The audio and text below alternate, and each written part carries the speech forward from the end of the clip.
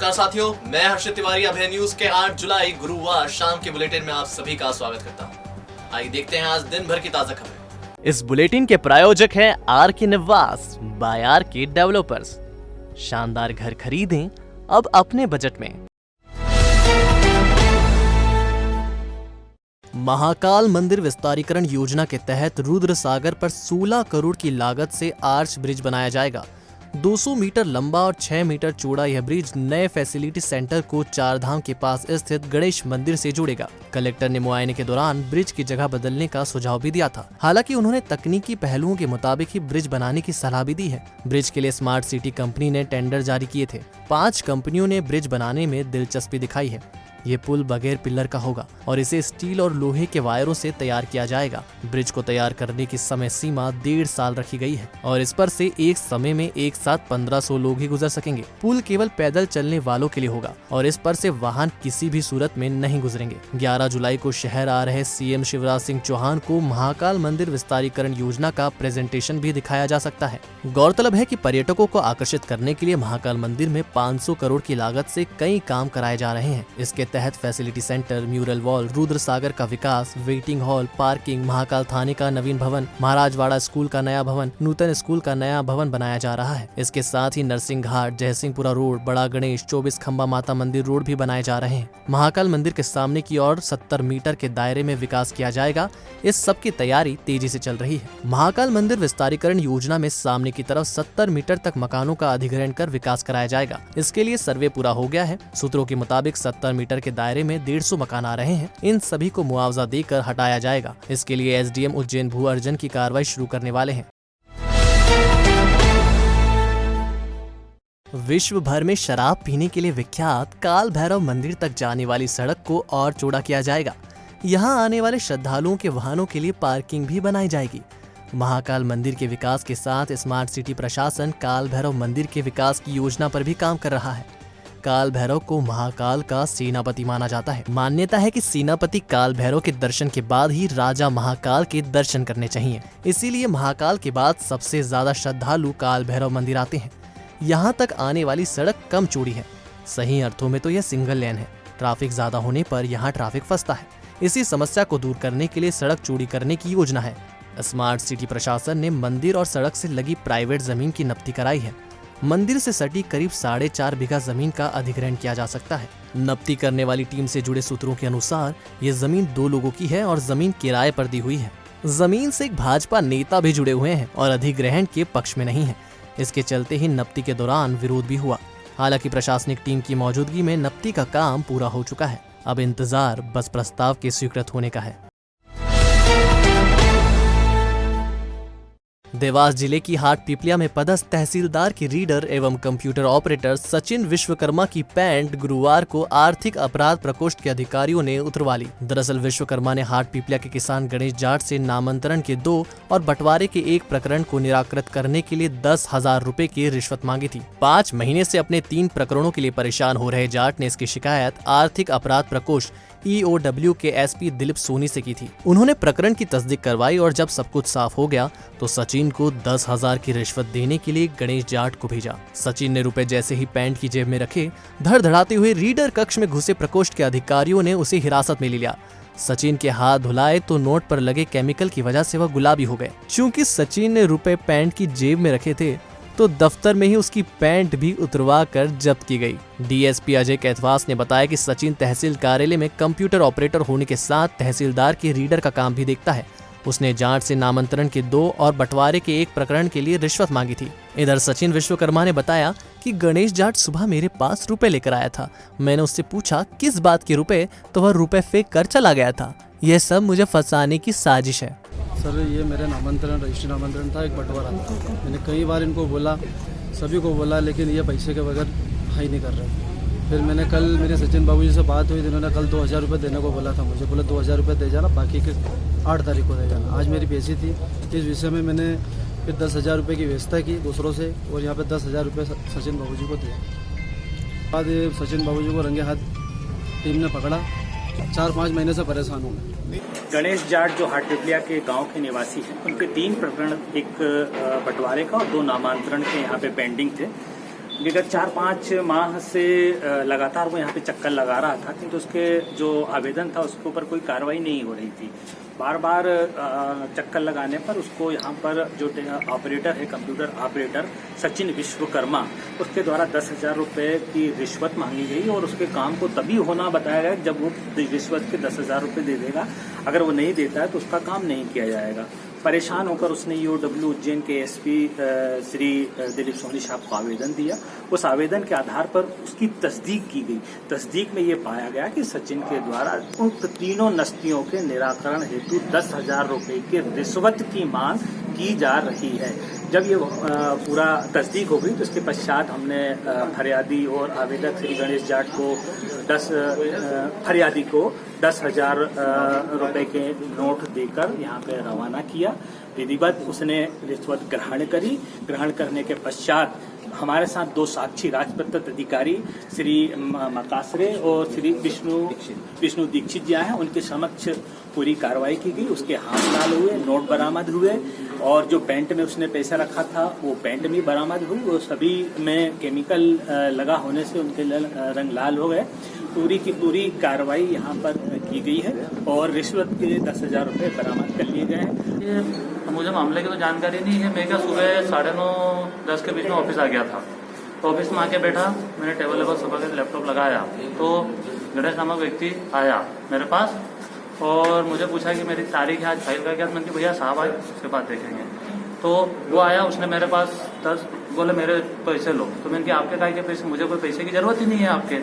तो उसने बोला मेरे ऊपर पैसे फेंक के चला गया। मैंने फिर जीवन भैया को बोला मैं जीवन भैया आप पेमेंट लो, वो जिसका उसको देखा, मेरे को तो हाथ भी नहीं लगाना। तो मैंने उसके पैसे को हाथ भी नहीं लगाया। वो जानबूझ के धोखाधड़ी से ये सब फंसाने की साजिश है। और मैं तो कंप्यूटर ऑपरेटर हूँ, ना तो मेरी फाइल पे कोई प्रोसीडिंग चलती है, ना मैं तारीख दे सकता हूँ ना तारीख ले सकता हूँ। तो मैं तो इसमें इन्वॉल्व हो ही नहीं सकता, ना मैं रीडर हूँ। मैं तो कंप्यूटर ऑपरेटर हूँ, वो भी आहिस्ता है। नाम से नहीं, आपके पैसे रखो, फाइल करनी है। अरे मैंने काहे के पैसे भैया, मेरे को पैसे की जरूरत ही नहीं है आपके, आप आपके पैसे रखो। तो वो जबरदस्ती फेंक के चला गया। ये सीसीटीवी में भी कैद हुआ। तो वो क्या, ये तो पूरी मतलब साजिश है पुरानी और कोई दिक्कत नहीं है। और आज तक मैंने उसकी एक भी फाइल, वो जब भी तारीख पे आया तो बाबूजी ने इन्होंने तारीख पैसे ली है। मैंने तो आज तक तारीख पैसे भी नहीं ली। दीप्ति विहार में रहने वाले एक प्रोफेसर OLX पर पोस्ट डालकर ठगी का शिकार बन गए। 24 जून को उन्होंने अपना पुराना टेलीविजन एवं कूलर बेचने की पोस्ट OLX पर डाली थी और इस पर अपना नंबर भी दिया था। उनका नंबर देखकर दीपक शर्मा नामक ठग ने संपर्क किया तो फोन प्रोफेसर शुक्ला के बच्चों ने उठा लिया। दीपक शर्मा ने बच्चों को बातों में लगाते हुए उनसे अपने खाते में पहले 17,000 रुपए जमा करवाए। बाद में यह आंकड़ा बढ़ाते हुए उसने 59,500 रुपए पर पहुंचा दिया। प्रोफेसर शुक्ला को इस बात की जानकारी तब लगी जब उनके खाते से रुपए कट गए। शुक्ला ने दीपक शर्मा से संपर्क की कोशिश की तो उसने फोन बंद कर लिया। मामले को लेकर प्रोफेसर इधर उधर भटकते रहे। आखिर में उन्होंने नानाखेड़ा थाने में रिपोर्ट दर्ज कराई है। गौरतलब है कि बुधवार को ही साइबर सेल ने प्रतापगढ़ यूपी के प्रशांत गांधी और प्रशांत गुप्ता को गिरफ्तार किया था। वह भी OLX एवं वेबसाइट पर सस्ता सामान बेचने का झांसा देकर लोगों से ठगी करता है। फिलहाल प्रशांत रिमांड पर है। OLX के माध्यम से धोखाधड़ी की शिकायत प्राप्त हुई थी और इसमें जांच की गई। जांच में पाया गया कि जो OLX का जो ऑनलाइन प्लेटफॉर्म है सेल और परचेज का, उसमें किसी व्यक्ति के द्वारा धोखाधड़ी करते हुए कई बार इस प्रकार के जो लोग जो धोखाधड़ी करते हैं उस पर अपना एक फर्जी तरीके से कोई आइटम डालते हैं और अपना पैसा ले लेते हैं। और इसी में पुलिस ने इसमें 420 और 406 का अपराध पंजीबद्ध किया है और जो इस तरह का क्राइम करने वाला आरोपी है उसकी पहचान की जा रही है और उसमें कार्रवाई की जा रही है। फ्रीगंज क्षेत्र में ठेले पर कारोबार करने वाले फूड व्यापारियों का धंधा चौपट हो रहा है। अनलॉक में उन्हें केवल रात 8 बजे तक ही कारोबार करने की अनुमति है और इस समय के बाद पुलिस डंडे फटकार कर इनको भगाने लगती है। इस दौरान पुलिसकर्मी अभद्र व्यवहार भी करते हैं। रोज रोज की इन्हीं दिक्कतों से परेशान फ्रीगंज क्षेत्र के व्यापारियों ने गुरुवार को कलेक्टर के नाम का ज्ञापन प्रशासनिक अधिकारियों को दिया। इसमें ठेले वालों के व्यापार का समय बढ़ाने के साथ उन्हें रोज आ रही परेशानी का जिक्र किया गया। ठेले वालों के प्रतिनिधि यादव महासभा के जिला अध्यक्ष पवन यादव ने बताया कि कोरोना महामारी के कारण आम आदमी त्रस्त है। हाथ ठेले पर व्यापार करने वाले व्यापारी बेहद परेशान है, खासकर पानी पताशी वाले। इनका काम 6 बजे शुरू होता है और रात 8 बजे इन्हें व्यापार बंद करने के लिए धमकाया जाता है। इतने कम समय में इन गरीबों की लागत भी वसूल नहीं हो पाती। इसी समस्या को लेकर ज्ञापन दिया है। इसमें पुलिसकर्मियों की शिकायत भी की गई है। आप लोग यहाँ पर ज्ञापन देने क्यों आए? आज हमारा ज्ञापन देने का मुख्य उद्देश्य है, जहां कोरोना महामारी से हर व्यापारी वर्ग ग्रस्त हो चुका है, परेशान है, उनके जीवन यापन करने के लिए उनके पास अपने हर जो संभव प्रयास कर रहे हैं। उसी कड़ी में हाथ तेला जो व्यापारी हैं, पानी पतासी वाले हैं, फल फ्रूट व्यापारी हैं, तो ये जो लोग हैं मतलब शाम को 7 बजे से इनका धंधा स्टार्ट होता है, जो कि मतलब 1 घंटे में करना इनके लिए बहुत कठिन है। उस कड़ी के अंदर ये प्रयास करते हैं, वहाँ पर संबंधित थाना क्षेत्र के पुलिस वाले वहाँ पर आके गंदी गंदी गालियाँ देते हैं और अभद्र व्यवहार करते हैं। इस प्रकार से व्यवहार करते हैं तो ये लोग कोई चोरी कर रहे हैं क्या? दारू की दुकानें 11 बजे तक खुली रहती हैं, वहाँ कोई पुलिस प्रशासन का व्यक्ति जाता नहीं है। रेस्टोरेंट 10 बजे तक खुले रहते हैं, उन लोगों को सबको छूट दी गई है। ये अपनी जीवन यापन चलाने के लिए हर संभव प्रयास कर रहे हैं, अपने परिवार का पेट पालने के लिए प्रयास कर रहे हैं। हमारी मांग ये है कि हम इन लोगों को 10 बजे तक का समय दिया जाए, जिससे कि ये इनका जो व्यापार है वो कर सके।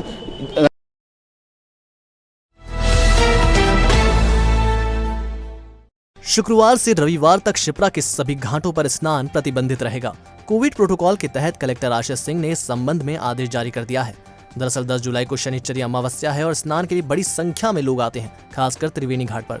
त्रिवेणी पर नवग्रह मंदिर है और यहाँ के मंदिर में पूजा करने से शनि दोष से मुक्ति मिलने की मान्यता है। इसी के चलते ग्रामीणों का जमघट मंदिर पर लग जाता है। चूंकि कोविड संक्रमण अभी थमा नहीं है और सार्वजनिक स्नान से संक्रमण बढ़ने का खतरा है, इसके चलते शिप्रा के सारे घाटों पर नहान प्रतिबंधित कर दिया गया है। बड़े बिजली बिलों को लेकर अभिभाषक संघ एवं नागरिक अधिकार मंच ने एसडीएम आशुतोष गोस्वामी को ज्ञापन दिया। ज्ञापन में बड़े बिजली बिलों को कम करने की मांग करते हुए सीएम शिवराज सिंह चौहान के उस बयान की याद भी दिलाई गई, जिसमें उन्होंने कहा था कि कोरोना महामारी को देखते हुए बिजली बिल सरकार भरेगी। इस मौके पर विनोद रघुवंशी, शैलेंद्र सिंह चौहान, अभय चोपड़ा, अनिल भावसार, रितेश तिवारी सहित बड़ी संख्या में अभिभाषक मौजूद थे। उपस्थित होकर ज्ञापन प्रेषित किया है। वर्तमान में मध्य प्रदेश विद्युत मंडल द्वारा जनता को जो बिल प्रेषित किया गया है वो मार्च से लेकर जून तक की टैरिफ को संयुक्त रूप से जोड़कर दिया गया है। मंडल के कर्मचारियों द्वारा या ऑथेंटिक व्यक्तियों के द्वारा प्रत्येक माह की तारीखों को रीडिंग ली गई। माननीय मुख्यमंत्री शिवराज सिंह चौहान द्वारा बीच में महामई में एक वक्तव्य दिया गया था कि बिल ना भरें, मैं बिलों को माफ़ करवाऊंगा। उसको मद्देनजर रखते हुए मध्य प्रदेश विद्युत मंडल के द्वारा रीडिंग का बिल नहीं देते हुए, एक यूनिट बिल नहीं देते हुए बिल को प्रेषित किया। प्रदेश विद्युत मंडल के कर्मचारियों या अधिकारियों द्वारा की जा रही है, उसे रोका जा सके। जय हिंद, जय भारत। कानूनी कार्रवाई करेगा। इसके साथ ही मैं भारतीय जनता पार्टी और कांग्रेस, वर्तमान विधायक और पूर्व विधायक और समस्त नेताओं से अनुरोध करता हूं कि नागरिकों से इतनी बड़ी लूट हो रही है और इतनी बड़ी समस्या है, तो वो भी अपने स्तर पर बात करके और इस मुद्दे को उठाए और जनता को सहयोग करे। यही मेरा निवेदन है। खासरोड तहसील की ग्राम पंचायत भीकमपुर में लोगों ने बढ़ चढ़ कर वैक्सीन लगवाई। भीकमपुर सेंटर पर कोविशील्ड वैक्सीन के 200 डोज भेजे गए थे और ये दोपहर तक ही खत्म हो गए। सामाजिक कार्यकर्ता वीरेंद्र सिंह गुर्जर ने बताया कि ग्रामीणों में वैक्सीन को लेकर जबरदस्त उत्साह था। कोरोना की तीसरी लहर से बचने में टीका अपनी महत्वपूर्ण भूमिका निभाएगा। इस मौके पर सीएचओ दीपांशु, पटवारी झहराना शेख, डॉक्टर सुरेश चंदेल, पंचायत सचिव दिनेश चंदेल, सहायक सचिव राजाराम परमार, आशा कार्यकर्ता पूनम शर्मा ने सेंटर पर सेवाएं दी। वीरेंद्र सिंह गुर्जर ने सभी का आभार माना। कांग्रेसियों ने प्रधानमंत्री आवास योजना के मकान पात्र हितग्राहियों को नहीं देने की बात पर नगर निगम में जमकर हंगामा काटा। इस दौरान जमकर धक्का मुक्की हुई और सोशल डिस्टेंसिंग की धज्जियां उड़ाई गई। नेताओं ने मास्क भी नहीं पहन रखा था।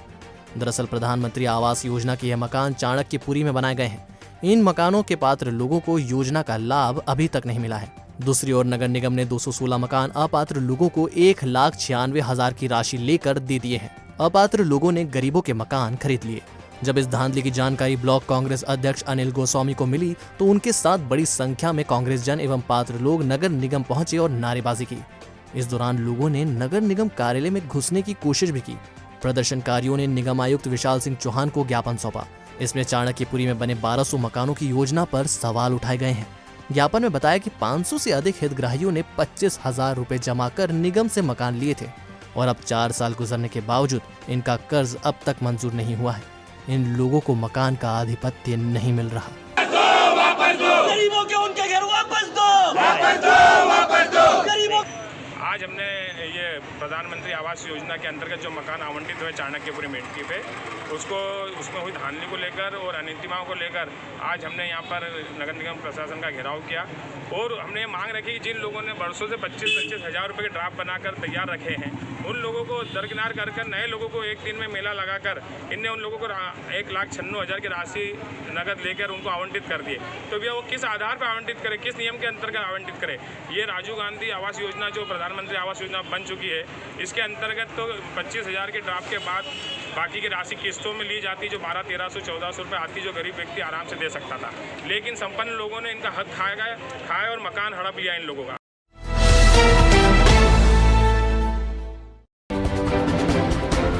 नीलगंगा पुलिस ने जबरन कॉलोनी में रहने वाले चंपालाल पिता मुन्नालाल सूर्यवंशी से एक देसी पिस्टल बरामद की है। चंपालाल दिव्यांग है, बावजूद इसके वह देसी पिस्टल लेकर घूम रहा था। पूछताछ में चंपालाल ने बताया कि 2 साल पहले उसने 7 काम करने वाले मजदूर से पिस्टल खरीदी थी। माकरोन के कोठरी गांव में थैलियों में रखकर शराब बेची जा रही थी। 2 लोग एक किराना दुकान के पास खड़े होकर ग्राहकों को शराब की बोतल बेच रहे थे। पुलिस अचानक पहुंची और तलाशी ली तो थैलियों में 299 क्वार्टर अंग्रेजी व देसी शराब की मिले। इनकी कीमत 78,000 रुपए आंकी गई है। कोविड प्रभावित गरीब परिवारों को राहत देने के लिए अब तक 5,377 पात्रता पर्ची जारी की जा चुकी है। कलेक्टर आशीष सिंह ने हर हाल में नई पात्रता पर्चियों का वितरण 12 जुलाई तक करने का आदेश दिया है। शिवाजीगंज क्षेत्र के कुख्यात बदमाश मनीष पर रासुका लगा दी गई है। मनीष पर चोरी, मारापीटी, जबरदस्ती रास्ता रोकने के 12 से ज्यादा अपराध दर्ज है। 10 जुलाई को उज्जैन में नेशनल लोक अदालत होगी। एक ही दिन में अधिक से अधिक प्रकरणों को निराकृत करने का लक्ष्य रखा गया है। लोक अदालत में राजीनामा संबंधी मामले, वैवाहिक विवाद, घरेलू हिंसा, बिल संबंधी मामलों का निराकरण होगा।